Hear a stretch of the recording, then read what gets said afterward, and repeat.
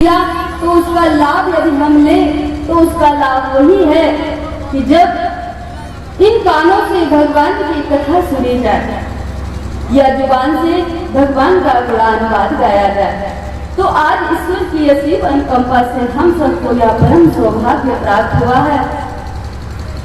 किसी ने कहा है, किसी ने क्या, गोस्वामी तुलसीदास जी स्वयं कहते हैं कि धन्य घड़ी सुई जब सत्संग।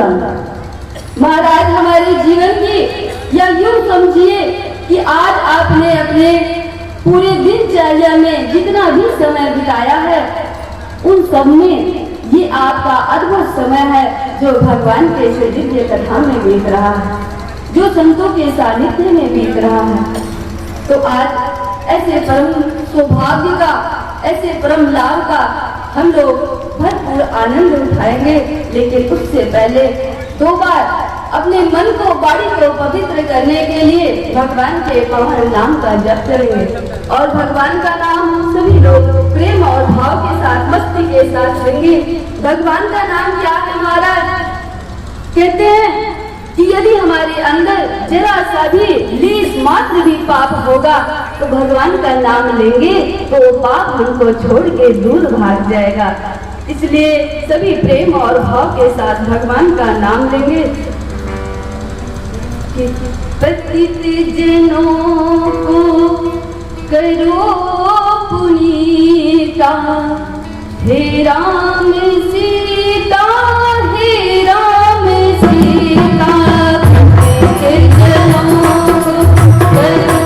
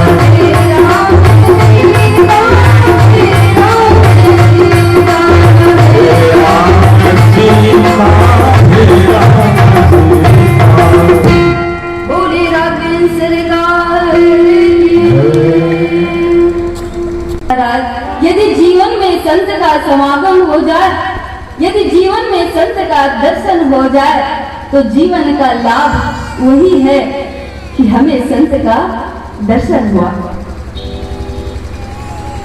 और संत की महिमा तो गोस्वामी जी भी गाते हैं। संत कौन है?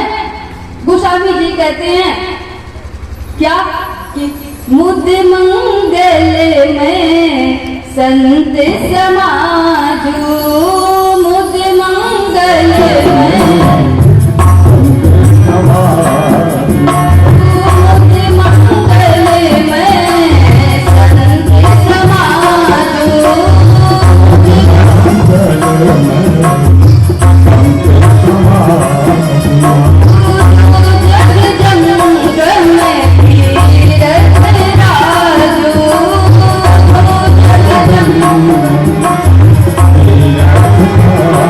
Oh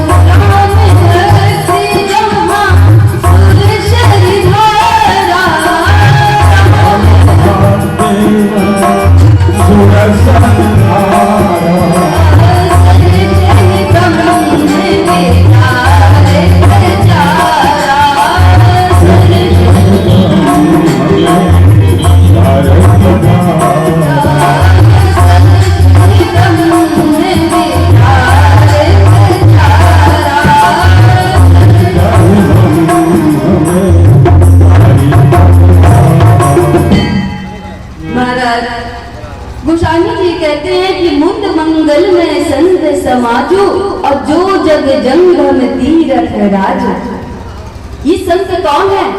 ध्यान से सुनिएगा। आज क्योंकि हम सबको ये परम सौभाग्य प्राप्त हुआ महाराज कि आज हमारे बीच में संत का आगमन हुआ। तो संत कौन है? गोस्वामी जी कहते हैं ये जो संत हैं ये महाराज चलते फिरते तीर्थराज प्रयाग हैं। कौन है? तीर्थराज प्रयाग। जरा विचार कीजिए, यदि आपको प्रयाग में स्नान करना हो तो आपको प्रयाग तक चल के जाना पड़ेगा। प्रयाग में स्नान करने के लिए आपको स्वयं चल के जाना पड़ेगा। पर धन्य है संत कि महाराज उनके पास जाना नहीं, वो तो कृपा करके स्वयं आपके पास चले आते हैं। अच्छा, संत को तीर्थराज प्रयाग की उपमा क्यों मिली है? देखिए, कहते हैं तीर्थराज प्रयाग में 3 धाराएं हैं। प्रयाग को संगम कहा जाता है, तो संगम में 3 धाराएं हैं। कौन कौन से? गंगा, यमुना और सरस्वती। गंगा, यमुना, सरस्वती की 3 धारा है। संगम को त्रिवेणी कहा जाता है। तो महाराज तीनों का फल क्या है? कहते हैं यदि गंगा जी में आप स्नान करेंगे तो गंगा जी में स्नान करने से आपके सभी पाप नष्ट हो जाते हैं। गंगा जी आपके पापों को छीड़ कर देती हैं। और यमुना जी क्या करती हैं कि यमुना जी में यदि आप स्नान करेंगे तो यमुना जी आपको भगवान की भक्ति प्रदान करते हैं। यमुना जी भक्ति देने वाली हैं। और सरस्वती जी क्या करती हैं कि यदि तीर्थराज प्रयाग में जाके आप सरस्वती की धारा में स्नान करते हैं तो महाराज आपको ज्ञान की प्राप्ति होगी। तो आपको ज्ञान की प्राप्ति होगी। जैसे संगम में स्नान करने से, गंगा, यमुना, सरस्वती में स्नान करने से आपके पाप मुक्त हो जाते हैं, आपको भक्ति मिलती है, आपको ज्ञान की प्राप्ति होती है।